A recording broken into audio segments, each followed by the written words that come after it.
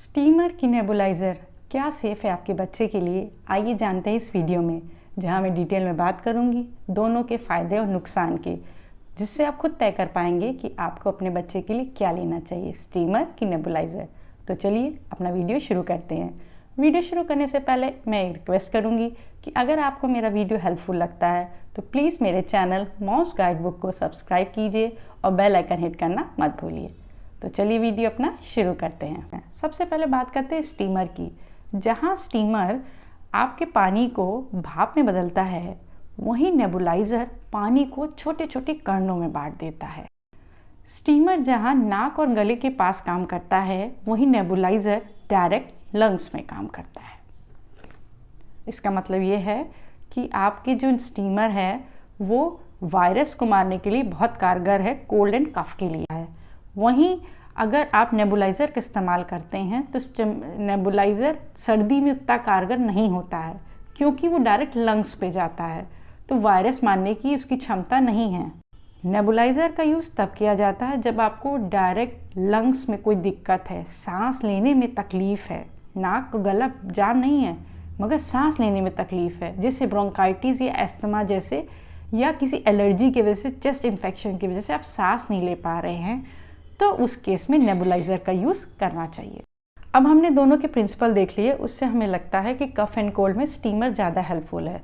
मगर हम जब डॉक्टर के पास जाते हैं और आपका बच्चा न्यूबॉर्न से 3 साल तक का होता है, तो डॉक्टर सर्दी खांसी के केस में अगर नाक गला बंद होता है तो भी नेबुलाइज़र देने की सलाह देते हैं। वो इसलिए देते हैं कि वो सेफ़ होता है स्टीमर से।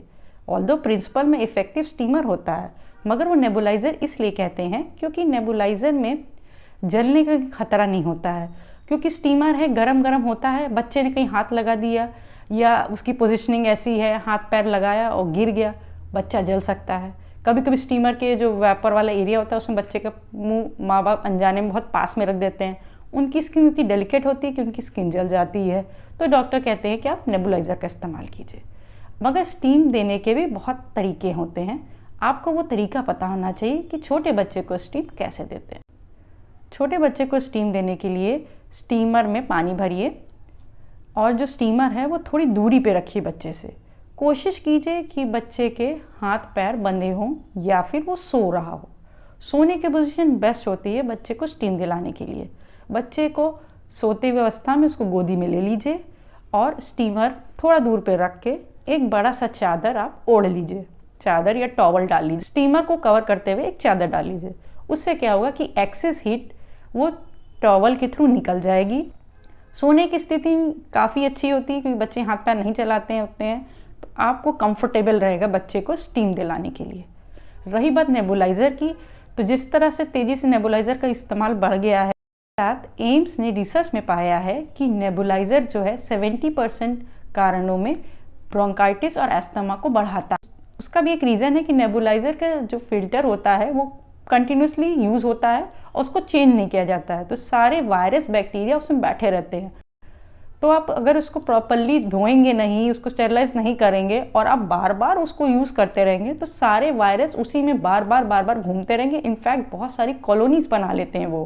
तो नेक्स्ट टाइम जब आप नेबुलाइज करेंगे अपने आप को, तो जितने वायरस आपके निकलेंगे नहीं, उतने वायरस आपके लंग्स में डायरेक्ट चले जाएंगे। उसकी वजह से आपको, आपके बच्चे को काफ़ी डिजीज़ का सामना करना पड़ सकता है और उसकी इम्यूनिटी धीरे धीरे कम होती है। और जहाँ तक मेरा पर्सनल एक्सपीरियंस रहा है कि नेबुलाइज़र का मैंने सुना है कि जो है वो सांस लेने की जो क्षमता होती है उसको भी कम करता है। तो मेरे हिसाब से नेबुलाइज़र का यूज़ 0 to 3 ईयर्स में करिए, कम से कम कीजिए, ज़्यादा से ज़्यादा स्टीमर का इस्तेमाल कीजिए। स्टीमर हेल्दी है, इको फ्रेंडली है और क्लीन भी है, क्योंकि आप जो स्टीमर यूज़ करते हैं हर बार धो के रखते हैं, हाइजीन का ध्यान रखते हैं। अगर आपके पास स्टीमर भी नहीं है तो आप भगोने में पानी करके वेपोराइज़र वाली टैबलेट डाल के ईजिली बच्चे को नेबुलाइज कर सकते हैं। रही बात नेबुलाइज़र की, तो नेबुलाइज़र क्या है, कैसे दिखता है, उसका क्या यूज़ है, मैंने पूरा एक डिटेल वीडियो बना रखा है। आप चाहें तो मेरे चैनल पे उसको देख सकते हैं।